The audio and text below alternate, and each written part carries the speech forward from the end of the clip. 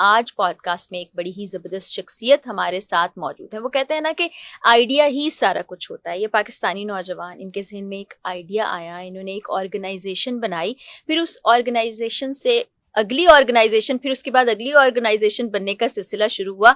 और ये सिर्फ पाकिस्तान में ही नहीं ठहरा, ये ग्लोबल नेटवर्क बन गया जिसमें आप यकीन जाने 140 से ज़्यादा मुल्क शामिल हो चुके हैं। आपको ये हैरानकुन बात लगेगी, अनबिलीवेबल बात लगेगी, और शायद अगर मैं भी सुनती तो मैं भी ऐसा ही सोच रही होती। लेकिन मैं इनके इवेंट पर मौजूद थी, अभी मेरे ख्याल में 1-1.5 महीना हुआ है। हम यूके में मौजूद थे, कैम्ब्रिज में। वहाँ बड़ा ज़बरदस्त एक कन्वेंशन कहें, वर्कशॉप कहें, ट्रेनिंग सेशन कहें, जो आपका दिल चाहे वो आप कह सकते हैं। मेरी वीडियोस आप जाके देख सकते हैं, व्लॉग्स जाके देख सकते हैं कि 67 कंट्रीज से लोग आए थे, और ये हमारे पाकिस्तानी नौजवान ही इसके पीछे थे। कामरान जफर साहब हमारे साथ मौजूद हैं, जो कि फाउंडर CEO हैं ग्लोबल पीस चेन के। और ये क्या करते हैं और क्या क्या कुछ करते हैं, हम इन्हीं से पूछ लेते हैं। अस्सलाम वालेकुम कामरान। वालेकुम सलाम जी, बहुत शुक्रिया फरापी। आपने सबसे पहले तो आपकी बड़ी मेहरबानी, आपने वंस अगेन एक तो मुलाकात का शर्फ भी बख्शा और आज इनवाइट किया, और हमेशा आपसे मिलके बड़ा अच्छा लगता है और बड़ी एक पॉजिटिव एनर्जी जो है ना हम फील करते हैं। और जैसा कि आपने भी जिक्र किया,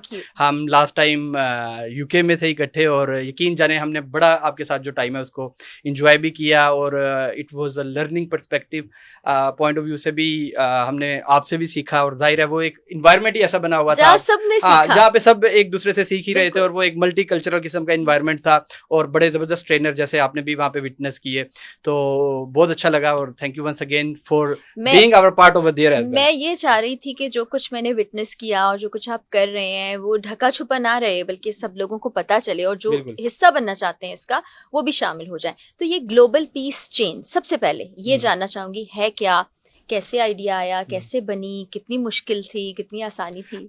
जी बिल्कुल, एक्चुअली ऐसा था कि जब मैं अपना FSC करके पंजाब यूनिवर्सिटी से मैंने की है ग्रेजुएशन केमिकल इंजीनियरिंग में, बल्कि मैंने आपके साथ वो स्टोरी भी शेयर की थी कि हमारी फर्स्ट इंटरेक्शन ना वहाँ पे हुई थी मेरे प्रोग्राम। हाँ, एक आपका प्रोग्राम था कहो अब तक में, तो उसमें मैंने एक क्वेश्चन भी रेज किया था। तो फर्स्ट हमारी इंटरेक्शन तब हुई थी, और सेकंड अब यूके में हुई थी। तो बड़ा मुझे जो है ना वो खैर एक फैंटास्टिक सा एक्सपीरियंस रहा कि आफ्टर सो लॉन्ग जो है ना हम दोबारा इंटरेक्शन हमारी हो रही थी। तो बेसिकली मैं जब स्टूडेंट था 2012 में ही मैंने कुछ अपना जब एक्सपीरियंस किया, जब मेरा यूनिवर्सिटी में एडमिशन हो रहा था, तो मैंने बड़ी मुश्किलात फेस की। एक्चुअली मैं बेसिकली एक सिटी है रहीम यार खान, वहाँ से बिलोंग करता हूँ, तो हमारे पास अवेयरनेस का उस वक्त काफ़ी फुकदान था। तो हम जब अप्लाई करते थे यूनिवर्सिटीज़ में, बहुत सारी जो इश्यूज होते थे उसको हम फेस करते थे कि किस तरीके से अप्लाई करना है, क्या क्या अपॉर्चुनिटीज़ है हमारे पास, क्या क्या ऑप्शंस है हमारे पास, कहाँ पे अगर हमने FSC प्री मेडिकल की है तो हमारे पास क्या क्या ऑप्शंस जो है अवेलेबल रहते हैं, और FSC प्री इंजीनियरिंग की है तो क्या ऑप्शंस अवेलेबल रहते हैं, जो कि हमारे खुसूसी तौर पर शहर के बच्चों को उन चीज़ों का इल्म नहीं होता था। तो मैं जब यूनिवर्सिटी में आया, यहाँ लाहौर में आया, तो मैंने बहुत से इशूज़ फेस किए, और मैंने ये सोचा कि मेरे अपने शहर के बहुत से लोग यहाँ पे मौजूद हैं, वो चाहते तो मेरी हेल्प कर सकते थे, और मैं बहुत सी इश्यूज को फेस करने से बच सकता था। तो why not let's make a chain of our city fellows, जो आने वाले बच्चों के लिए जो है ना हेल्प करें और उसकी रहनुमाई करने के लिए एक सिस्टम बनाया जाए। तो हमने एक ऑर्गेनाइजेशन बनाई 28 फरवरी 2012 को, and within 6 months we were in more than 50 institutions of the country. हमने नेटवर्किंग कर ली तकरीबन पूरे पाकिस्तान में, और 6 महीने के अंदर हमारे पास 1000 से ज्यादा मेंबर्स हो गए।